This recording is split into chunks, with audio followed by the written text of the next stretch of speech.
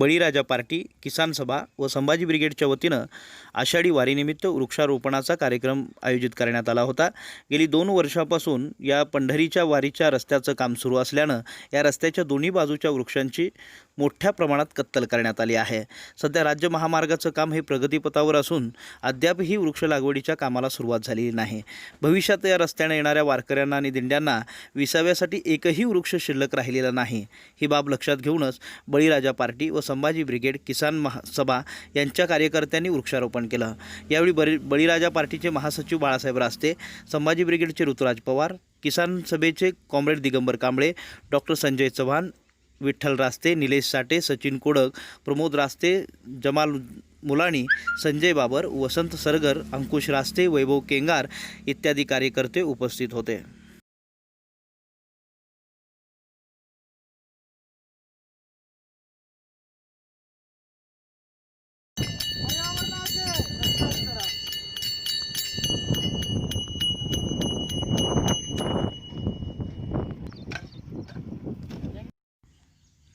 पंतप्रधान नरेंद्र मोदी यांनी आज अनपेक्षितपणे लेहला भेट दिली। यावेळी मोदींनी जवानांच्या शौर्याचं कौतुक केलं। जवानांची वीरता आणि त्यांच्या पराक्रमाचा प्रत्येक भारतीयाला गर्व आहे असं ते म्हणाले आहेत। मोदींनी चीनलाही सज्जड दम दिला आहे। चीनने आपली विस्तारवादी भूमिका सोडावी। लडाखमधील मातीचा छोटासा कणही भारताचा अभिन्न भाग आहे असं म्हणत मोदींनी चीनसमोर आपली भूमिका स्पष्ट केली आहे। विस्तारवादाचं युग संपलं, हे युग विकासवादाचं आहे। भारत जल, वायू आणि जमीन अशा सर्व ठिकाणी शक्तिमान आहे।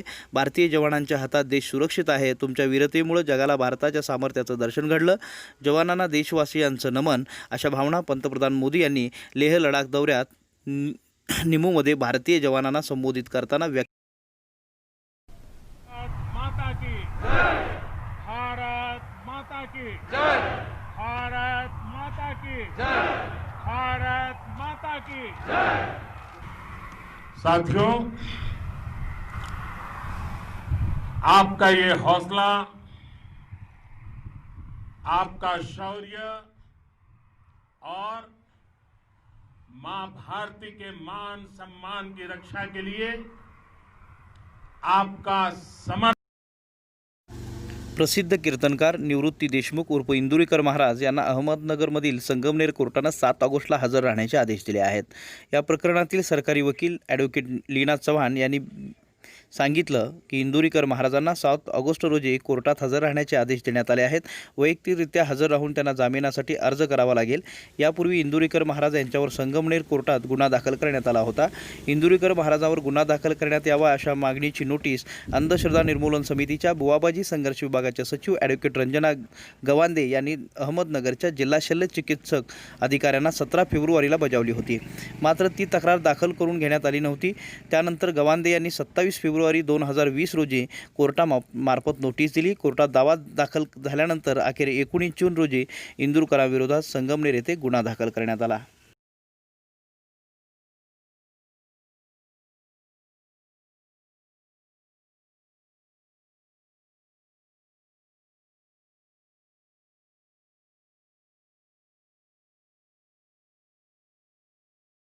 सोशल संदेश।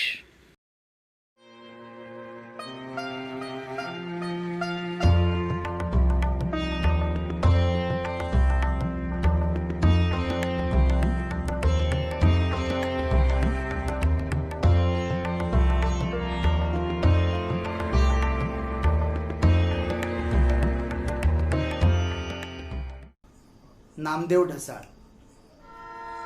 एक विद्रोही महाकवी। त्यांची घरची परिस्थिती अत्यंत हलाखीची होती। त्यामुळे लहानपणीच वडिलांसोबत मुंबईला आले। मुंबईतील गोलपिठा रेड अलर्ट एरियामध्ये त्यांचं बालपण गेलं। त्यांची डॉक्टर बाबासाहेब आंबेडकरांवर नितांत श्रद्धा होती। त्यामुळे दलित चळवळींकडे ते आकर्षित झाले। त्यांच्या क्रांतिकारी साहित्याची दखल जागतिक पातळीवर घेतली गेली। त्यांच्या अनेक कवितांची अनेक भाषांमध्ये भाषांतर झाली आहेत। 1973 मध्ये नामदेव ढसाळ यांचा पहिला कविता संग्रह गोलपिठा प्रकाशित झाला. त्यानंतर दुसरी कविता संग्रह मूर्ख म्हाताऱ्याने डोंगर हलवले, हा माओइस्ट विचारांवर आधारित. त्यानंतर मग प्रियदर्शनी हा इंदिरा गांधी यांच्या विषयीचा कविता संग्रह आहे. आणि नंतर खेळ हा शृंगारिक कवितांचा संग्रह आहे. त्यांच्या प्रत्येक कवितेत वेदना, विद्रोह आणि प्रस्थापित सामाजिक आर्थिक व्यवस्थेविषयी नकार उमटलेला दिसतो. आपल्या एका कवितेत ते म्हणतात, माणसातलं जनावर आर पार सोलायचे, करायची आहेत माणसं आतून बाहेरून शुद्ध, आणि जागवायचं आहे प्रत्येक मनात एक बुद्ध. यामधून ढसाळांनी प्रत्यक्ष बुद्धाचं ज्ञानच विद्रोही स्वरूपात आपल्या कवितेतून मांडल्याचं दिसून येतं. ढसाळ यांनी साहित्याच्या माध्यमातून दलितांच्या व्यथा, वेदना प्रखरतेने आणि निर्भयपणे मांडल्यात. भारताला आणि महाराष्ट्राला प्रभावित करणाऱ्या दलित पॅन्थर या आक्रमक संघटनेचे ते संस्थापक अध्यक्ष होते. कामाटीपुरा, गोलपिठा, रक्तात पेटलेल्या अगणित सूर्यांनो अशा कवितेमुळे ते सर्वमान्य आहेतच.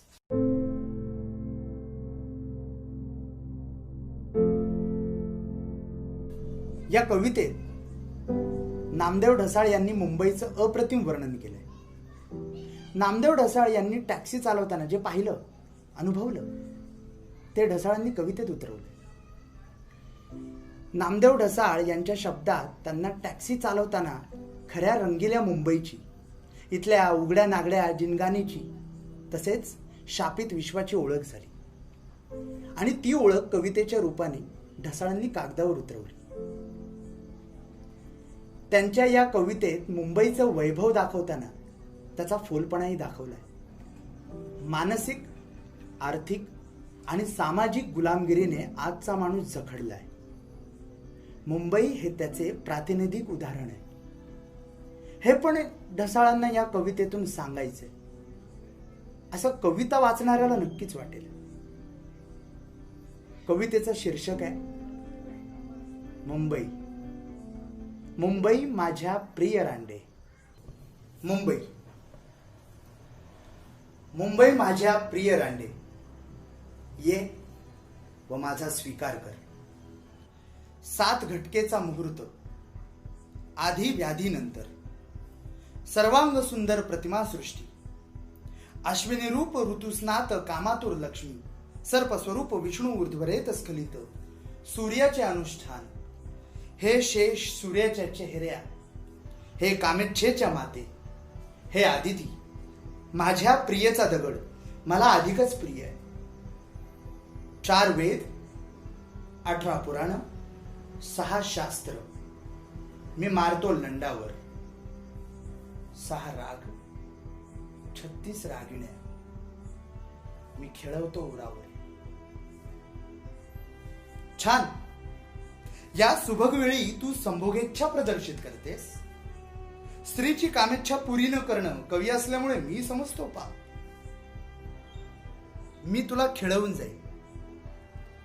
पानं फुलं झिम्मा फुगडी खेळतायत, कोकिळा गातायत, राजहंस गातायत.